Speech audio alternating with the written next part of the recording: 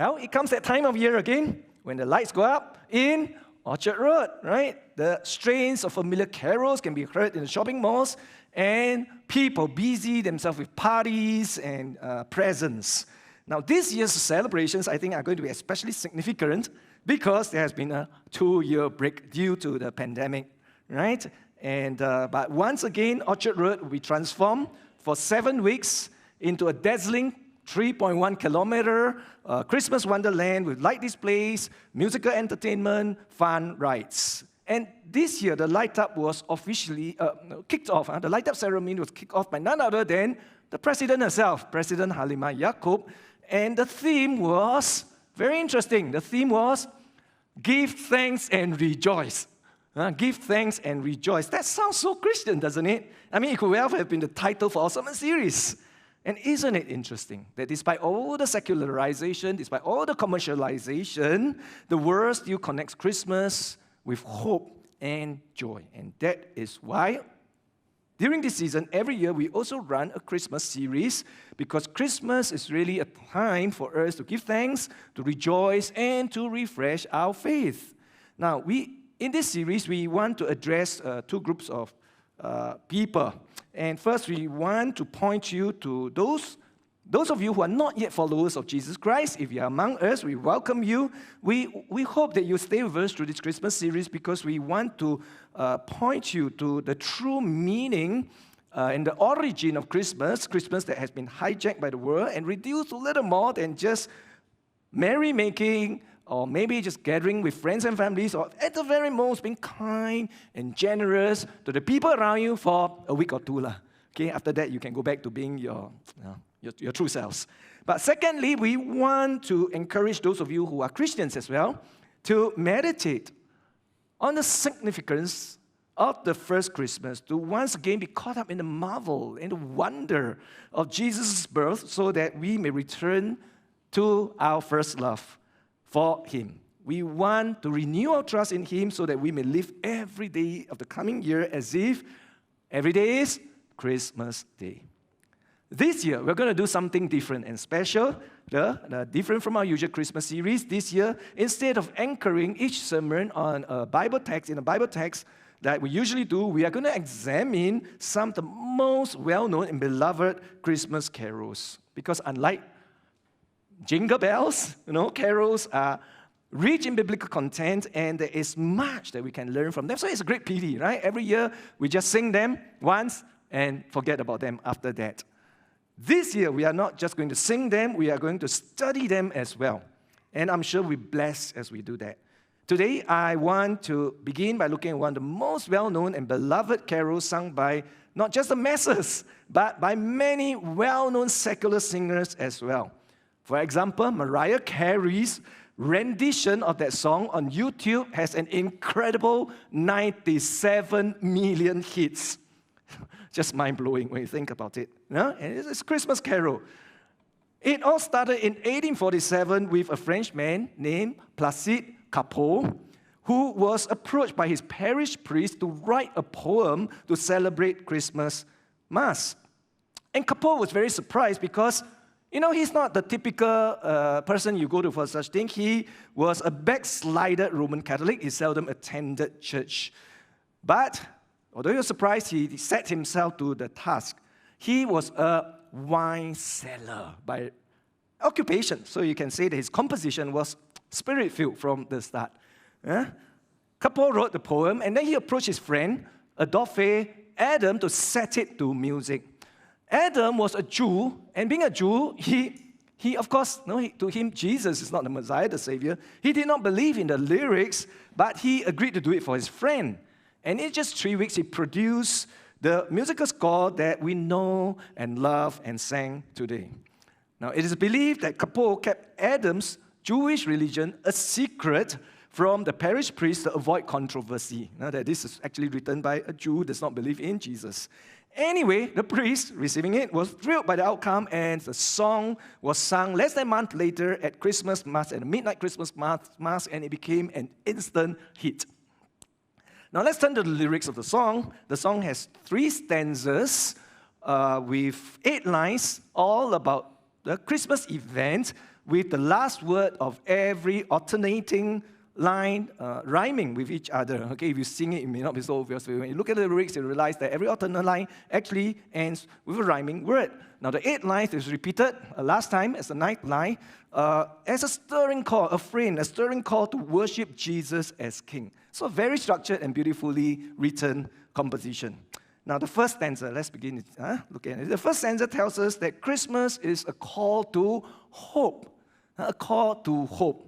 Now, one of the most memorable experiences my wife and I have ever had was sleeping in the open, under the desert night sky in Botswana several years ago.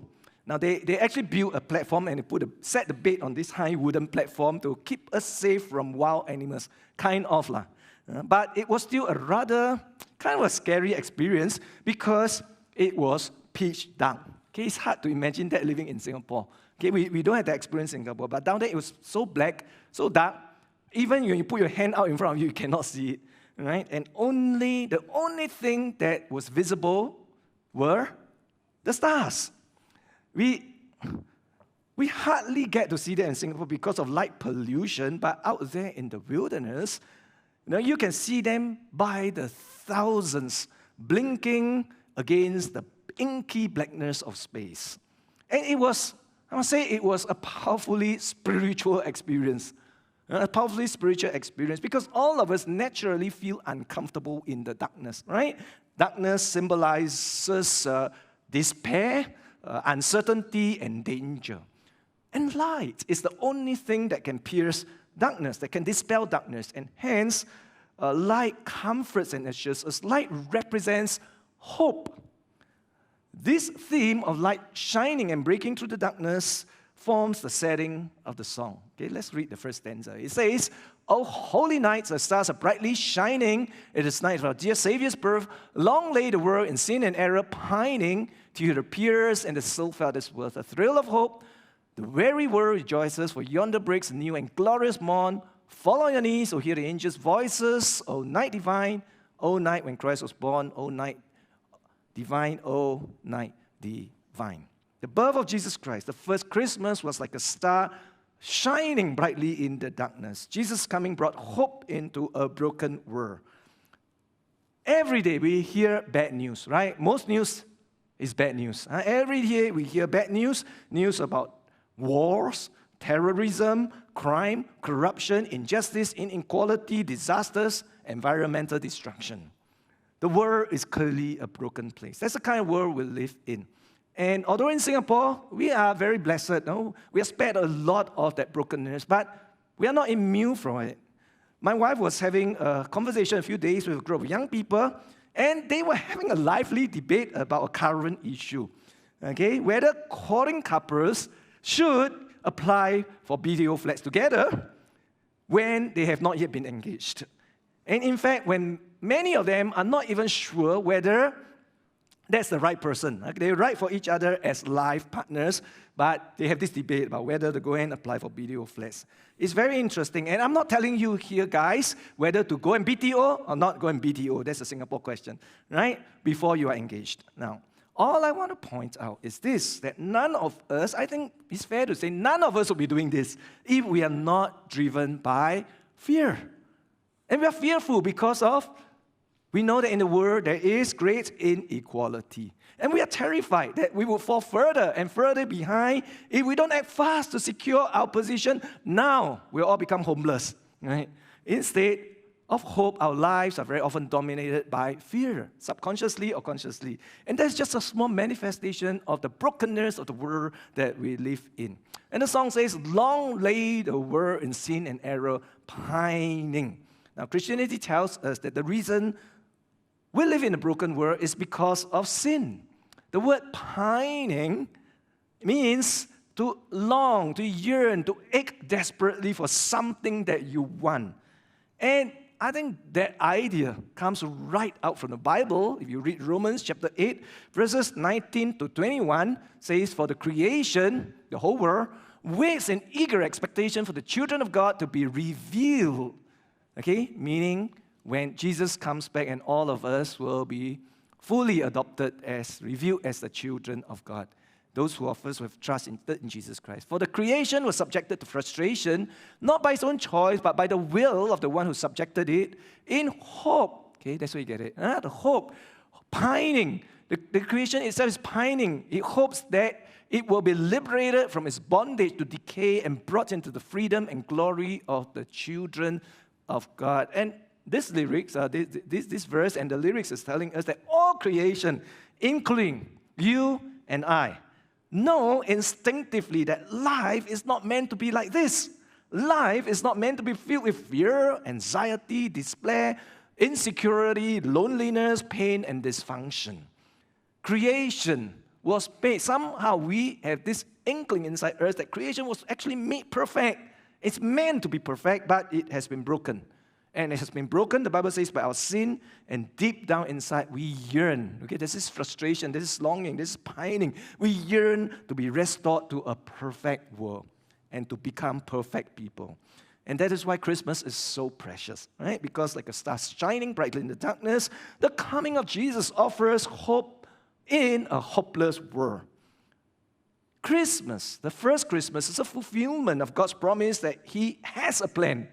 Okay, He has a restoration plan, and that plan has finally been set in motion. Okay? Well, maybe we'll say that plan has always been in motion, but now it's reached a certain point where it becomes obvious what God is going to do. It's been set in motion, the coming of His Son, Jesus Christ. That's why Galatians chapter 4, verses 4 to 5 tells us, but when the set time had fully come, God sent His Son, born of a woman, born under the law, to redeem those under the law, that we might receive adoption to sonship. Jesus came into the world just like any one of us from a woman's womb. And yet His birth was no ordinary birth because of who He was and what He came to do. He is the Son of God who took on human form. His purpose was to pay the price for our failure, to keep God's law, to redeem us, so that the curse on earth, on all of creation, may be lifted.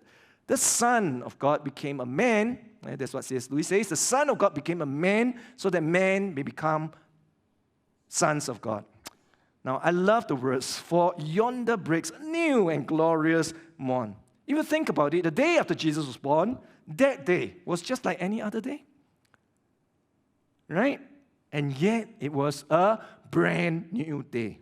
Nothing changed, and yet everything changed. Right? The old has gone, the new has come. Everything has changed because now there is hope. There is reason for hope. And that's what Christmas is about. This Christmas season, this is a good time to reflect on this. Have you lost hope? Are you struggling with hopelessness in your life? Or have you become weighed down by many of your problems to which you can see no solution? This Christmas, do come and continue to come and join us and reflect on the meaning of Christmas. Reflect on the coming of Jesus Christ. And let that event encourage you like nothing else can. We still live in a broken world, but we no longer despair. Instead, we are assured that the bad things will come to an end, and the best is yet to be. We can be confident that the pain and the suffering will be done away with. We can be sure that death and the devil will be destroyed eventually, all because of that first Christmas. Okay, Christmas is a call to hope. Secondly, Christmas is a call to faith. Christmas is a call to hope. Christmas is a call to faith. Now, faith and hope are closely connected. What is the difference? Well, faith is always forward-looking. Faith is confidence that something good is going to happen. Faith, at least Christian faith, is always based on the other hand, hope is the confidence that something good is going to happen. Faith is based on something that's already happened or something that's already present. Without faith, hope is merely wishful thinking. I mean, anybody can desire and wish that good things will happen, right? But when you have faith, then you can have hope. Now, faith is often ridiculed as just playing a mind game with ourselves. That's how we often portray. You just have to believe, right? To believe in something. And the point is, you need to believe it without any rational basis. The believing part, the ability to get yourself to believe is the important thing. In fact, Very often we are asked to believe in spite of the evidence, against the evidence. Now that may be some other religion, but it certainly is not Christianity. God doesn't give us 100% proof, but He always gives us a rational, concrete basis on which we can exercise faith. Christian faith is never just a blind leap into the unknown. Okay? God does not call us to believe blindly. For example, I believe that as long as we both live, my wife will continue to love me more and more with each passing year. That's a hope I have. And it's a wonderful hope to know that things will only get better. But can I be mistaken? Can the feeling that I have be merely wishful thinking? Is it possible? Yes, it's entirely possible because the converse is true for many marriages. For many marriages, many married couples, love grows cold over time. So what makes me think that, no, it's going to get better? Why am I so confident in my hope? Because I'm a sentimental person? Obviously not. Because I'm very optimistic? Well, optimistic person, but not that. No, it's because I've had 28 years of experience to fall back on. Something concrete. There's something that is in the past, something that's already happened, something that's already there. Through all the ups and downs, through all kinds of changes, from being young and athletic to being old and flabby, right? From having hair to having no hair, my wife has loved me more and more with each passing year. So I've good reasons to believe that's faith. The second stanza speaks wonderfully about faith. Okay, let's read it. It says, led by the light of faith, serenely beaming with glowing hearts, by His cradle we stand. So led by the light of a star, sweetly gleaming, here comes the wise man from Orient land. The King of Kings leads us in lowly manger, in all our trials born to be our friend. He knows our needs, to our weakness is no stranger. Behold your King, before Him lowly bend. Behold your King, before Him lowly bend. Now, how do the wise men or the Magi know that Jesus has been born? The King of the Jews has been born. How did they know? Was that just wishful thinking on their part? No, they have a basis for it. They have a star as the basis of their faith. And it was no ordinary star because it didn't follow the pattern. You know, when I was sleeping under the stars, that night, the safari guide explained to me that you will observe that the stars actually move in a circular pattern through the night because of the rotation of the earth. And it never occurred to me before. But when I woke up sometime in the middle of the night, I realized it's true. The entire constellation has rotated. You know, it's as if, it's going around. And the point is that there is an established pattern. They follow an established pattern. But these guys have studied the stars, and they recognize that, hey, there's this star that didn't follow the pattern. And Matthew chapter 2, verses 9 to 11 tells us, the star that seen, when it rose, went ahead of them until it stopped over the place where the child was. When they saw the star, they were overjoyed. On coming to the house, they saw the child with his mother Mary, and they bowed down and worshipped him. Then they opened their treasures and presented him gifts of gold, frankincense, and myrrh. Okay, Bible quiz. How many wise men, how many magi were there? How many? Okay, the young adults are very well trained. Okay, the answer is not 3. We don't know. The Bible doesn't say.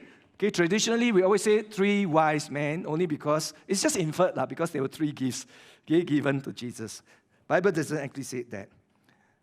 But the point is, these wise men, important people, rich people, powerful people, some people think they were kings. They had humbled themselves. They had traveled a long way to come and bear gifts and pay tribute to Jesus. But that is nothing compared to what Jesus did. He is the King of Kings, the Lord of the universe, creator of everyone, everything, who traveled across space and time into our world. He came in the frailty of a helpless infant pushed out through a human birth canal. And he came as a child of poor peasant parents who belonged to a conquered race and were forced and had been forced by the conquerors to travel to a place where they didn't even couldn't even find a place to stay, let alone to deliver their child. And here we are, having debate about which hospital is the best to deliver your baby in. Now just imagine that. Most of us don't find it too difficult to conceive that there is a God. Okay, actually most people, very few people are true atheists. Most people believe that there is a God, or it's possible that there is a God. Our real difficulty, even those of us who are Christians, is the fear that He will not act in our interests, our best interests. That if we worship this God, if we let Him have His way, do what He wants, He will take over control of our lives. He will make us do things we hate to do. He will command us to give up our time and our money and our comfort, and we will be miserable. It is a natural human fear all of us have, and that's why God came to us in such a manner. He is not here to overwhelm us with His power. Instead, He did the very opposite. He gave up, He laid aside His power to be with us and to identify with us by coming as a little helpless human baby. That's why Hebrews chapter 4, verses 15 to 16 says, "For we do not have a high priest who is unable to feel sympathy for our weaknesses, but we have one who has been tempted in every way just as we are, yet He did not sin. Let us then approach God's throne of grace with confidence so that we may receive mercy and find grace to help in our time of need." What's the job of a priest? The job of a priest is to be a mediator, a go-between, right? To connect man with God and to connect God with man. And Jesus is uniquely qualified to do that because He's both human and divine. Because He's human, He knows exactly what we go through and how we feel. Of course, God knows everything, but now God knows it experientially. Right? He's been here, done that. He knows what we go through and how we feel. He was born to be our friend. He knows our need. Our weakness is no stranger, as the song says. But because He's also divine, He has the power. He doesn't just wring His hands, just commiserate with us. He has all the power in the world. Because He's divine, He has the power to help us in our hour of need as well. And that is the basis on which we build our Christian faith. Recently I also had a conversation with a group of young persons, and one lady in the group was just wondering, talking and out loud, and wondering why her friend, who had been a Christian for many years, still struggled with a lot of doubts in her heart about God. And as a result, she was irregular in church. She's not very involved, and she's like up and down in her faith. And we were talking, and then there was a young man in that group, and I pointed out that, hey, he was like that too 1 year ago when I first got to know him. But since then, he has made good progress. And I asked him, hey, you used to be like that too. What changed? And his reply was so interesting. He said that although he still does not have a strong personal feeling that Jesus or God is real, and in fact has feelings of doubts, he realizes, he accepts that the resurrection of Jesus Christ is a credible historical fact and that the best logical explanation for who he claims to be, which is the Son of God.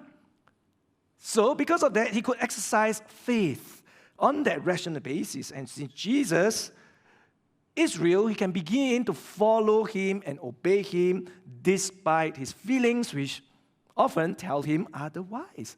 That's faith, right? Faith is not just a feeling you have. Faith is what it is, a hope that you have based on something concrete. Do you struggle with doubts about God? Very often we do. For many years, my Christian life, I had lots of doubts. I still do sometimes.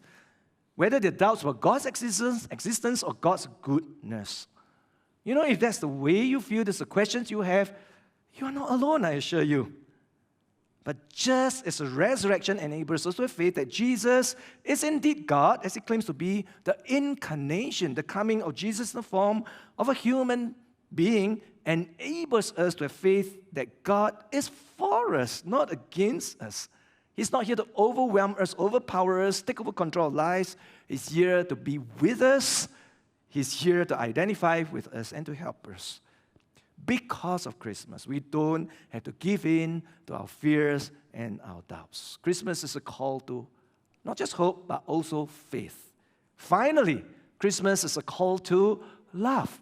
Christmas is a call to love. You know, one thing you can't say about Malaysian politics is that it's dull. Right? I mean, all the twists and turns is really better than any Netflix show, series. That, you know, a prisoner can become the prime minister, and the prime minister can become a prisoner. I was watching a video of Anwar Ibrahim sharing how he was sacked, how he was beaten, you know, remember that terrible black eye, how he was jailed in solitary confinement for many years, not once but twice, and then twice he was set up to take over as the prime minister from Mahathir, and twice he was denied.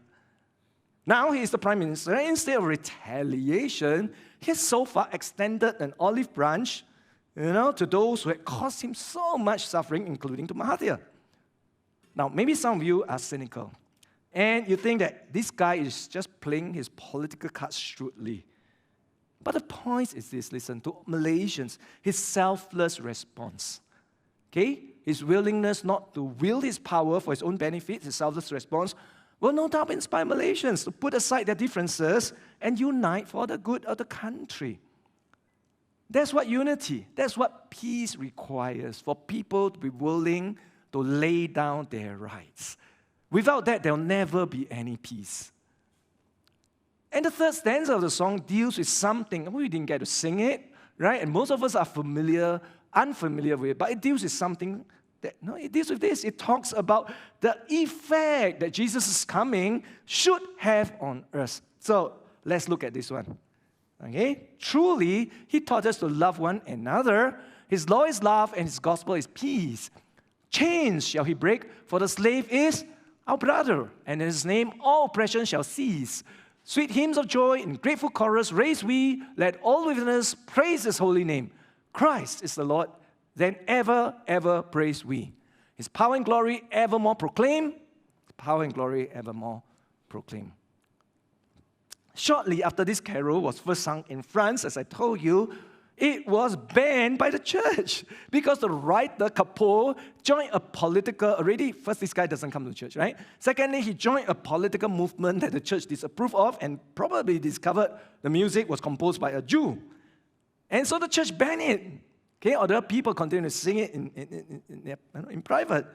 But 12 years later, an American minister by the name of John Sullivan Dwight came across this song. Dwight, at the time, America was sharply polarized over the issue of slavery. And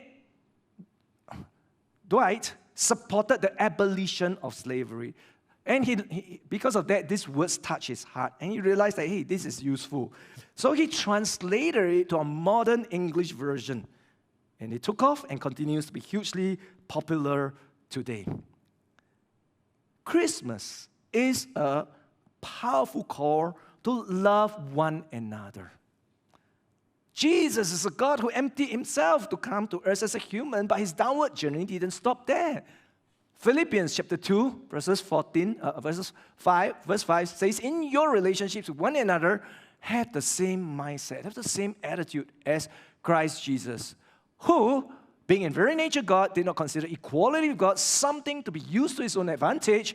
Rather, he made himself nothing by taking the very nature of a servant, being made in human likeness, and being found in appearance as a man, he humbled himself by becoming obedient to death, even death on a cross.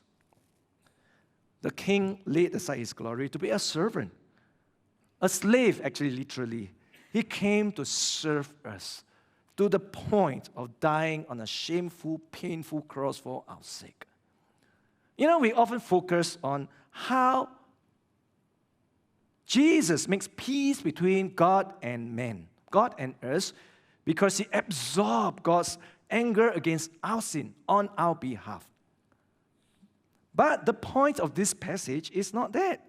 And the point, the third stanza of the song is not that. It is, in fact, that Jesus did not just come to bring peace between God and man, but also between people and people, between human beings. Because of what he did, we are called to have the same mindset, the same attitude as as it's Jesus who gave up his own rights to serve us. The reason why slavery was so entrenched and so difficult to abolish was basically economic. Both the United Kingdom and North America had built their vast wealth on the backs of slave labor. To free the slaves essentially meant incurring huge financial loss. But that was nothing compared with what Jesus had to lay aside to free us from the slavery of sin. And that's why Christmas is a call to love. It is called, firstly, to love those within the church, our brothers and sisters, and to live in peace together, to reflect the gospel of peace that Jesus came to preach. How can we apply this? Let me tell you one immediate way all of us can apply this. Okay? We've had many changes in the last few months coming out of the pandemic, right? We have CG membership, right? We have change in the Sunday school timing, and there will be more changes, I assure you. Now, how do we respond to these changes? I can assure you guys, whatever you have heard, that all these changes are always carefully deliberated. The needs of different groups in the church are always fairly considered, and the decision is always prayerfully made. Okay, now we're quite a big staff team, almost 20 people. Okay, I'm sure you know at least one of them. Go and ask them. Okay, and they can verify that this is true. But even then, the final decision will invariably benefit some people more than others and will inconvenience some people more than others. That is what it means to be in community, right? So the question, it raises tensions, and how do we deal with this tension? We know we live in a world in which people stridently demand what they want and stand on their rights, okay, and fight for their own interests. So we have a choice, guys, to whether to respond in a worldly way or in a Christ-like way. The worldly way would be go around and spread rumors, go around and gossip, go around and criticize and ascribe bad motives to the leaders and to the church, to lobby for support, okay? Find people who are unhappy just like us and then form a block together, or to vote with your feet and just walk away. Now, I'm not saying that people can never leave a church, right? Definitely, God will call some people at some time to go to a different place. But if we put our money where our mouth is, we say the church is a family. Do you leave a family? Do you walk up from them, you cut yourself off them because you can't agree on some things? Because they didn't do things the way that you like, because the decision that's made that is good for you, not good for you, good for other people, you don't. That is what it means to be family. You stick together, right? The Christ-like way will be to put the interests of others above yourselves. Affirm your unity as our unity as a family and focus on our common purpose as a church. This week, Pastor Judy told me about a member who serves on Sundays. She has a child in Sunday school. Her husband is not here in church. So when she heard that we are going to move the Sunday school to the first service, she shared her concerns with the cell group. What would her child do during the second service on the days that she was on duty? It's a valid concern. And she was very grateful that her cell group responded immediately by offering to bring her child with them for lunch after the first service whenever she's on duty. And she's so thankful for that. Now, this may not be a solution that works for everybody, I understand, but it is a fantastic example of what it means to be a family, to love one another and to live in peace, rather than do it the worldly way, right? Christmas is a timely reminder that we must promote that kind of Christ. We must live out that Christ-like spirit. We must promote it. And as a church, let me also say, in our cell groups especially, we must lovingly correct those who promote selfishness or division in the church. Because church, the whole reason God put us in the church, one of the key reasons is that this is the place where we first learn to love other people. Especially difficult, people we find difficult. People we would not naturally love. And that's why God put us together. so that it is a workshop in which we learn how to love, set aside our differences, and behave like Jesus Christ. However, that love must flow beyond the church. Okay, you've heard from Pastor Judy sharing with you about the needs of Brighton Connection. Well, the truth is we provide lots of services in Brighton Connection at minimal cost for two reasons. Because we want to help those who are needy. And secondly, by doing that, we want to reach out to these people. We want to build a bridge and slowly, gradually, find ways to share the gospel with them. And we've started CME, Student Care Center, for a year. The attendance is going to double by January almost. Okay, we're over 50 students when January comes around. And it is still early days yet. It's just 1 year. We don't want to rush in, and think that the church is running this, okay? But we don't just want to help people. We want to share the gospel with them as well. Okay, so let's just build relationships with the community. Just bless them. Let them get to know us and get to know them. So I really encourage all of you, okay, to come and participate and to give to this good cause. But, there is an even greater good that all of us must do. On Friday, I was in the car with my children, going to a meeting. The traffic was very bad. We were rushing, and my daughter asked, "Papa, why are there so many cars? Where are all these people going?" I thought about it for a moment, and then I told her, and don't laugh because I was not joking. I said, "Zoe, sadly, most of these people are going to hell." Now, we try not to think about that, but it's true. As Rick Warren said, if you don't tell people the good news, you are basically saying they can all go to hell. Because that is what's going to happen. Okay, if you say, "I don't believe in evangelism, I don't try, I'm an introvert, I don't want to make friends, I don't know what to say." Okay, if you know it, not doing it, basically you're saying, all these people that I live with, work with, play with, that I interact with, that I consider good friends, my family members, I'm okay if they go to hell. He's right. Because nothing could be more unloving than knowing where they're going, knowing the solution to their most important problem in life, and doing and saying nothing about it. You see, the worst chains, the worst oppression happens to people who have been held captive by Satan to do his will. And the good news of Christmas is that Jesus came and died to break those chains, to free them from oppression. He did that, and he commanded us to get the news out to as many people as possible before he comes back. And he has yet to return only because the task is not yet completed. That's why we started Brighton Community Church. Every now and then people ask or receive feedback. What's the direction of the church? What's the plan? What are we here? What's the vision? Okay, it's not an unfair question. Anybody can drop a plan, really. But the point is to get the mission done. That's what we exist for, guys.